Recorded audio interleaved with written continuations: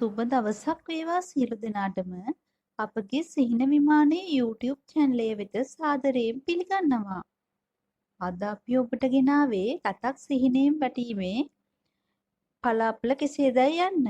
දිගටම අපගේ වීඩියෝ සමග රැඳී සිටින්න.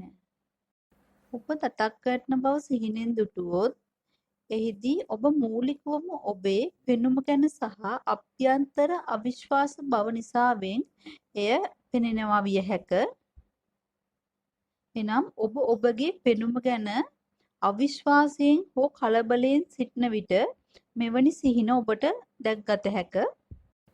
එමෙන්ම සිහිනෙන් තතක් වැටීම ඔබගේ බලය නැතිවීමක්, එනම් ඔබගේ ජීවිතයේ යම්කිසි පාලනය කරන දෙයක් ඔබේ පාලනයෙන් ගිලිහී යෑමක් පෙන්නුම් කරයි.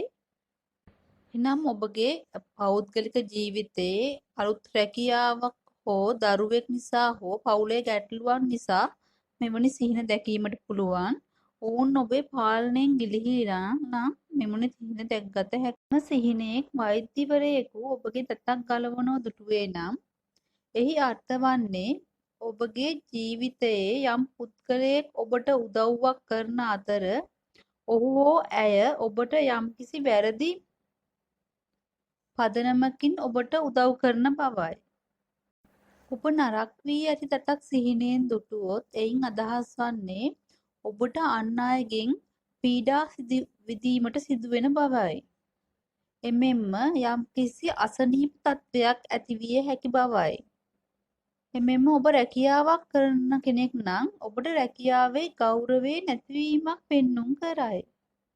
ඔබත් මෙවැනි දත් වැටීම් හෝ දත් පිළිබඳව සිහින දැක තිබේ නම් අපගේ කමෙන්ට් සෙක්ෂන් එකේ කමෙන්ට් එකක් දමන්න. අපිට ඒ පිළිබඳව වැඩිදුර විස්තර ඔබට පැවසිය හැක. මෙවැනි තවත් වීඩියෝ නැරඹීමට අපගේ චැනලය සබ්ස්ක්‍රයිබ් කර මෙම වීඩියෝවට ලයික් කරන්න. සියලු දෙනාටම